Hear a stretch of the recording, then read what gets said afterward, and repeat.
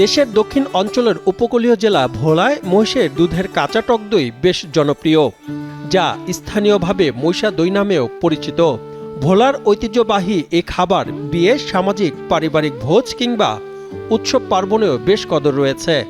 অসাধারণ পুষ্টিগুণ ও স্বাদের জন্য মহিষা দইয়ের খ্যাতি জেলার গণ্ডি পেরিয়ে এখন দেশে বিদেশে।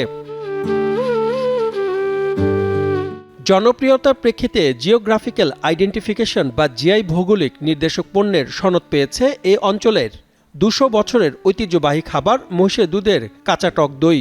শিল্প মন্ত্রণালয়ের প্যাটেন্ট, শিল্প নকশা ও ট্রেডমার্কস অধিদপ্তর আয়োজিত বিশ্ব মেধা সম্পদ দিবস ২০২৫-এর আলোচনা সভায় শিল্প উপদেষ্টা আদিলুর রহমান খানের হাত থেকে এই স্বীকৃতি সনদ গ্রহণ করেন ভোলার জেলা প্রশাসক মোহাম্মদ আজাদ জাহান।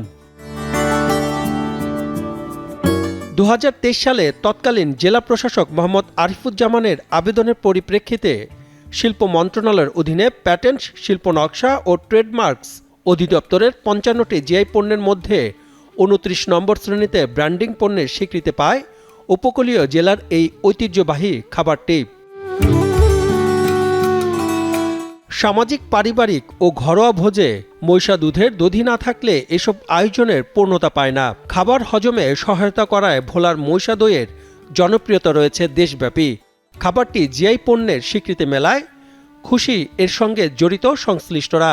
টানা সপ্তমবারের মতো বেস্ট টিস্যু পেপার ব্র্যান্ড হিসেবে স্বীকৃতি পেয়েছে বসুন্ধরা টিস্যু। আগে শুধু ভোলা ডিস্ট্রিক্ট বা আশেপাশেই সীমাবদ্ধ ছিল, এখন এটা সারা দেশে ছড়িয়ে গেছে। এই জন্য এটার খুব সুনাম হইয়া এটা জিআই পণ্যে পরিণত হয়েছে। এই জন্য আমরা খুব আনন্দিত এবং আমরা খুব খুশি। বেচা কিনি আমাদের বাড়ছে ইনশাল্লাহ।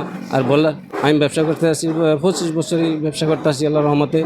সুনামের সহিত চরের থেকে বাতান থেকে মহিষের দুধ আনি নিজে বসাই, নিজে বিক্রি করি। কোনো কৃত্রিম কিছু নেই, এটা কোনো মেশিনের দ্বারাও তৈরি হয় না, এটা হাতেই, আমি নিজে হাতে তৈরি করি। আমাদের এই যে ভোলার মহিষের যেটা কাঁচা দই ২০০ বছরের ঐতিহ্য, এটা জিআই পণ্য হিসেবে গণ্য হওয়াতে আমরা ভোলাবাসী অনেক আনন্দিত এবং ব্যবসা বাণিজ্যতে অনেক লাভবান। এই মহিষের দইটা আজ থেকে আরও ২০০ বছর যাবৎ প্রচালিত। আমাদের ভোলায় বিয়ের অনুষ্ঠান, আকিকা, জন্মদিন, যে কোনো অনুষ্ঠানে এই দইটা খেয়ে থাকে।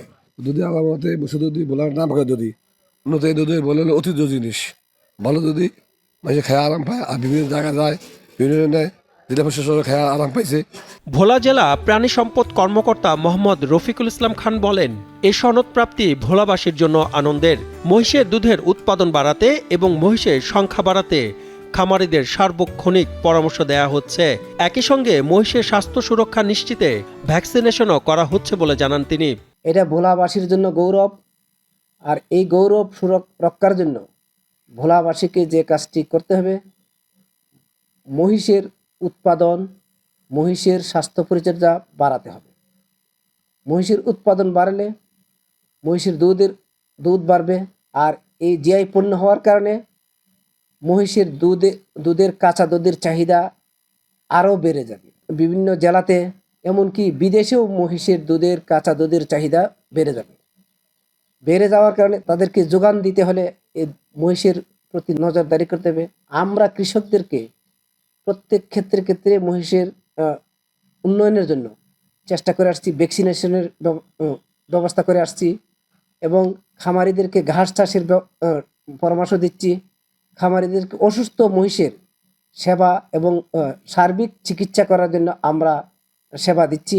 জেলা প্রাণী সম্পদ কার্যালয়ের তথ্য মতে ভোলা জেলার মেঘনা ও তেঁতুলিয়া নদীতে গড়ে ওঠা ছোট বড় প্রায় ৩২টি চরে ১,২৪,০০০-এরও বেশি মহিষ লালন পালন করছেন খামারিরা। এসব খামার থেকে প্রতিদিন প্রায় ৪০ টন দুধ উৎপাদন হয়। এসব দুধ আকার বেঁধে মাটির হাঁড়িতে ৮ থেকে ১০ ঘন্টা রেখে সম্পূর্ণ প্রাকৃতিক উপায়ে দই তৈরি করেন ব্যবসায়ীরা। ভোলা থেকে পরান আহসানের তথ্যচিত্রে সাদমান সাকিব, কালের কণ্ঠ।